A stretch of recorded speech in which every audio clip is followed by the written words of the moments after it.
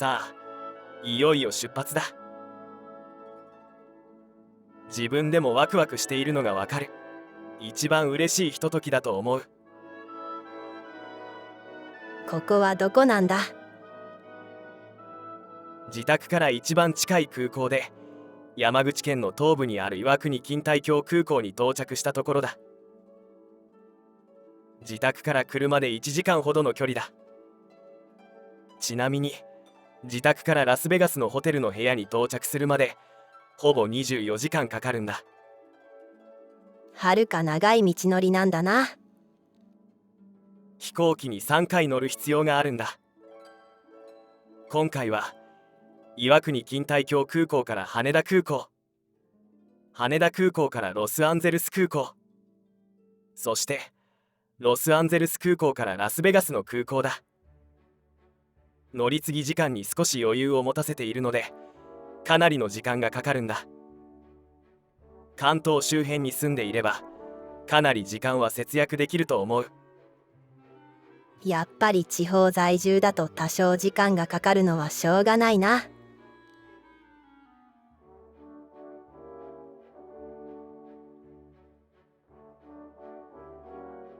ここは岩国錦帯橋空港のお土産売り場だ。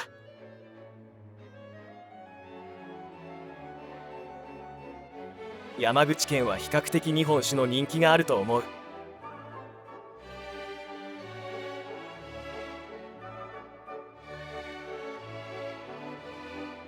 有名な獺祭を購入することもできるぞ。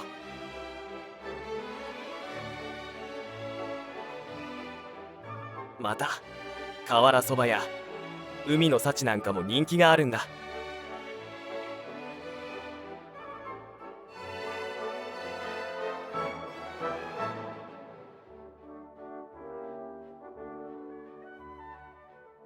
この景色は岩国から羽田へ向かう途中の景色だ。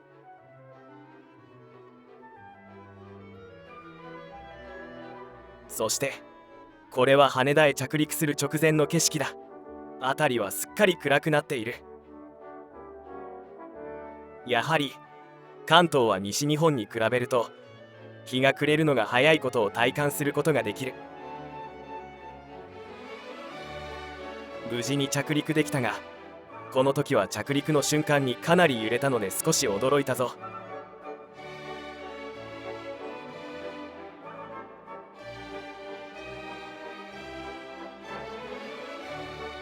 そしてこの景色は羽田空港国際線ターミナルへ移動するバスからの景色だ。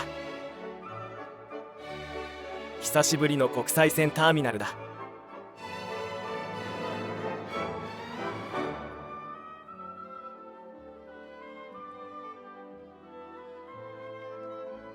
これから ANA ラウンジへ向かうところだ。今回は ANA マイルを使って国際線特典航空券でビジネスクラスを予約しているので ANA ラウンジを利用することができるんだ。搭乗時間まで2時間ほど余裕があったのでシャワーを予約したんだが、なんと6時間待ちだった。シャワーを諦めていたところ、搭乗時間まで15分となったところでシャワー室が空いたと案内があったので急いでシャワーを浴びたんだ。やはり長時間の移動の前にシャワーを浴びるのはリフレッシュされるので気持ちがいいんだ。ちなみにシャワー室はこんな感じだ。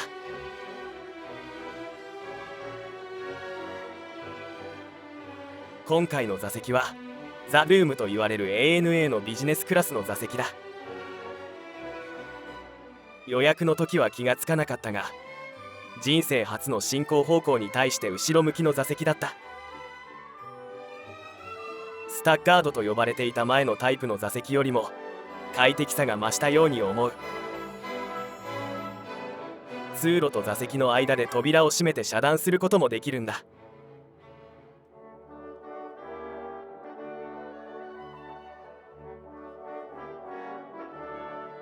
離陸の様子はこんな感じだ。深夜便なので出発は23時前で、ロス到着は夕方の17時前後の予定だ。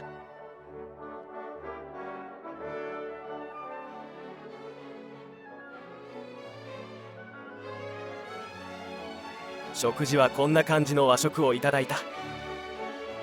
よくわからんが、お前は贅沢しているな。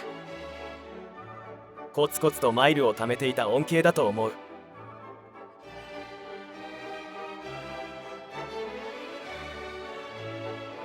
これはロスアンゼルス空港の到着前の景色だ。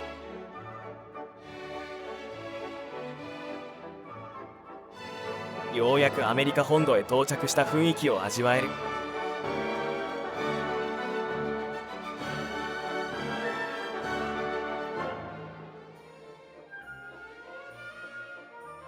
そしてこれはロスアンゼルス空港の外の景色だ。無料のバスでターミナル間を移動できるんだが、最近は徒歩で移動することが多いんだ。いよいよラスベガスへ向けて出発だ。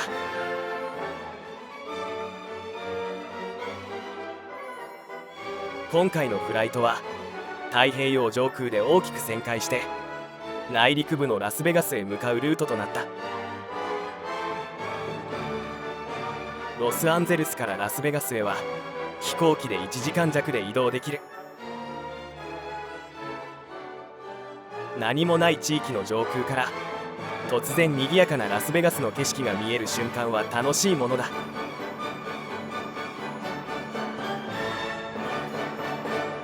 ようやくラスベガス空港への着陸態勢となった。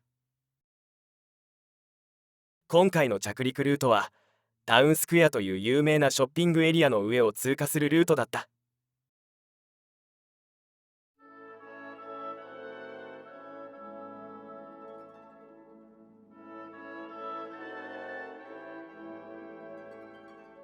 着陸後にストリップエリアの華やかなホテルの明かりが見える。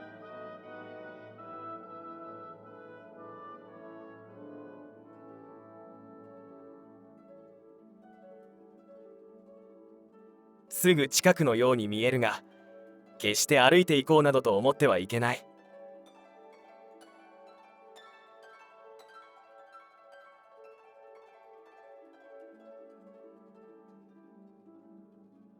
ここはターミナル行きトリムの乗り場の手前だ。ようやくラスベガスへ到着したという気分になる。トリムに乗らずにターミナルに移動する場合もあるが、ユナイテッドを利用した場合はターミナル3へ荷物が運ばれるためトリムを利用することになる。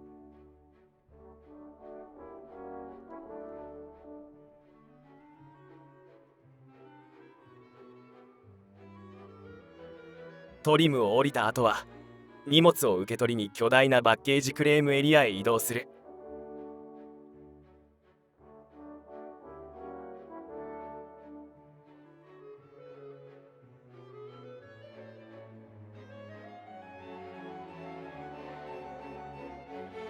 一番遠い場所の番号だった。多分100メートル以上は歩くこととなる。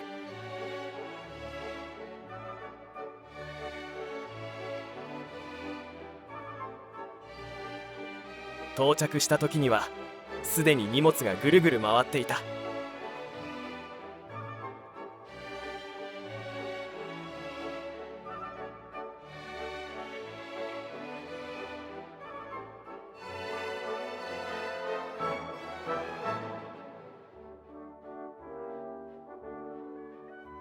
いよいよホテルへ移動するが、今回はウーバーで移動することにした。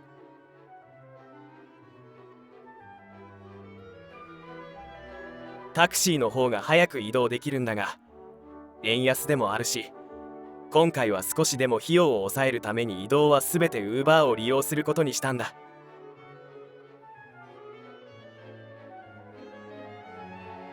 ウーバーのピックアップエリアへは少し歩いて駐車場の方に移動する必要があるんだ。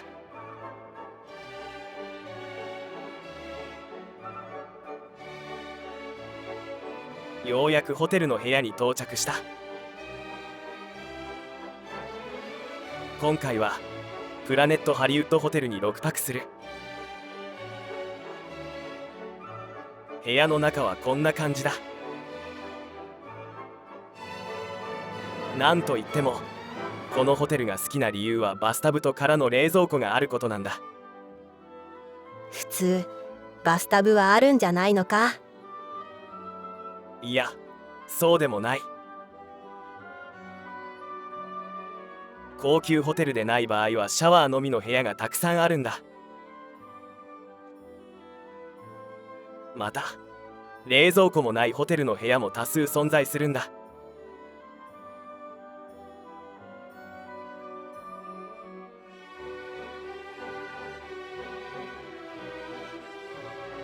外の景色はストリップ側ではないのでベラッジオの噴水ショーなどは見えない。まあよしとしよう。買い出しに出発だ。ホテルを出ると目の前に噴水で有名なベラッジオホテルがある。プラネットハリウッドホテルはロケーションは抜群にいいんだ。高級ホテルではないがいろいろ条件が良い中級ホテルだと思う。日曜日の夜中の0時前後だがかなりの人通りだ。